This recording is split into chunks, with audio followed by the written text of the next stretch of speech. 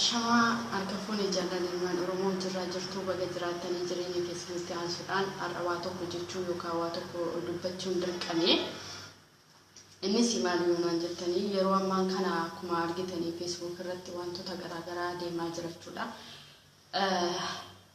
Kanarratti ani akka kootti waa'ee amantaa musliimaa kaasoo osoo hin taane warreen post godhaa jiranis waa'ee amantaa musliimaa kaasoo osoo hin taane hidhamuun ilma Abashaa har'as borus ilma Oromoo waan bochisu hin qabu.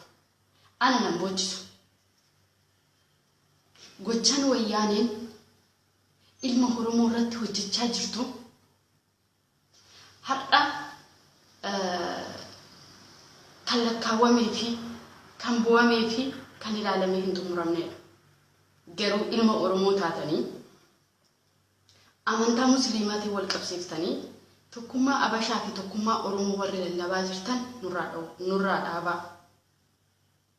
Amantaan akka amantaatti Rabbi irratti yookaan Rabbi namaan Rabbi kadhatama malee Abashaan qofa Rabbi kadhachuu dandeessu waan jedhu hin jiru.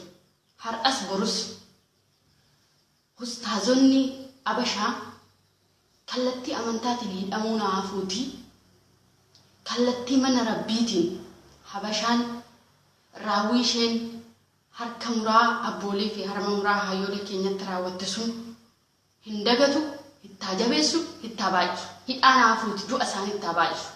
Abashaatti. Amantaan musliimaa har'as borus haa dagaagu ni dagaaga amantaadha. Amantaa abbaatu qabata. Isin garuu akka amantaatti osoo hin taane akka sanyii Abashaa tokkotti hubattanii jedhan okay warra Abashaati hidhamuun aaraadha. Nuyi ilma Oromootiif sanyii Oromootiif hidhamuun aaraadha gaafadha.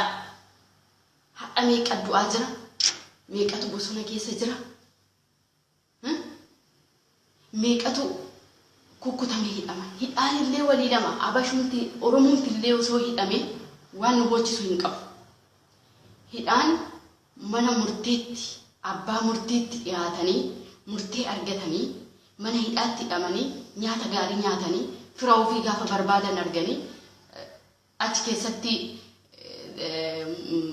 hojiiwwan akka garaagaraa barachaa mirga qabaachaa hidhamanii fi Oromoon gaafa qabame barataan Oromoo lafarra harkifamaa reebamaa mana hidhaa sana yoo gale halkanii guyyaa sibiilli lukatti rukutamaa laastikiidhaan fannifamee hidhamaa nyaata dhabee bishaan qofaarra akka jiifatu taasifamaa gaafa inni du'aa ka'e duudhaaf daqiiqaan tokko sekendii lama kanaftu maatiitti galchanii yeroo maatii bira ga'u kan lubbuun keessaa ba'u jiru kan reeffi mana hidhaatti yaa'u jiru.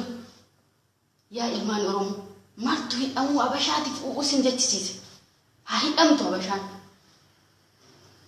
Ustaaza dhiizaati ani akka kootti ani rabbiidha rabbii sagaaraa sana sanyiin koo Abashaadha du'aan si kaasaa osoo naan jedhe bakka hin kennuufi.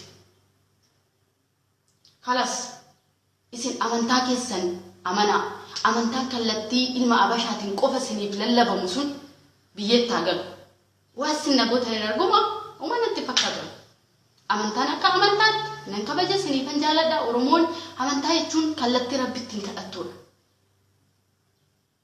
Kallattii Rabbitti hin kadhattu immoo ilmi Abashaa hidhameef wanti isin ijjisiisu hin qabu.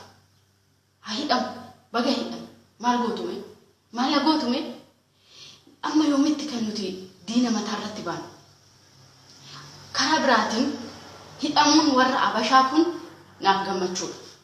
Maaliif gammadde naan jedhama? Gaafa Abashaan hidhamte kana Abashaanis bakka jirtu mootummaa wayyaanetti ni kaati. Gaafa mootummaa wayyaanee nurraa buute immoo Oromoon Abashaa gargaartee mataa irratti baati. Kalas kana qofan barbaadan nuti kan barbaannu ilmi Oromoo wanti nuti argachuu qabnu yookaan wanti nuti feenu du'aatiin ilma Oromoo hafuu fi saamamuun qabeenya Oromiyaa akka nurraa hir'atu qofaadha. Du'aatii ilma Oromoo hambisuuf yookaan bilisummaa saba keenyaa argachuuf walabummaa biyya keenyaa argachuuf tokkummaa Amaaraa fi Oromoo lallabnee miti. Tokkummaa Habashaa lallabnee Habashaan har'a Itoophiyaan tokko nuti Itoophiyaa tokko taanee bulchuu barbaanna jettee ishii lallabdu sana warra Gimboot sabaatti sana mataarratti baanna yoo ta'e akkamiin du'aatii ilmaan Oromoo fi saamamuun Oromiyaa nurraa fattanii yaaddu. Oromoon har'as borus rakkoo amantaa gongumaa hin qabu. Hin qabu. Akka barbaadetti waaqeffataa, Ortodoksii, Musliima, Protestaantii, maalidha Joobaa hedduu jira. Amantoota hedduu jiran keessatti Oromoonni hirmaachaa yookaan itti waaqeffachaa jiru waaqa isaanii. Garuu amantaa fi siyaasa walitti fidina achuma godha.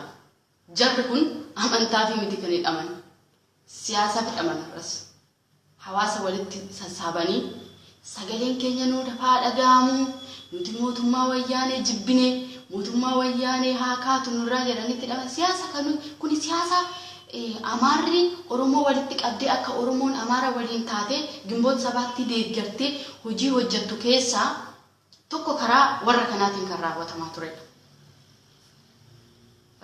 Kanaafuu jechoota hedduu jira waan hin dubbadhu.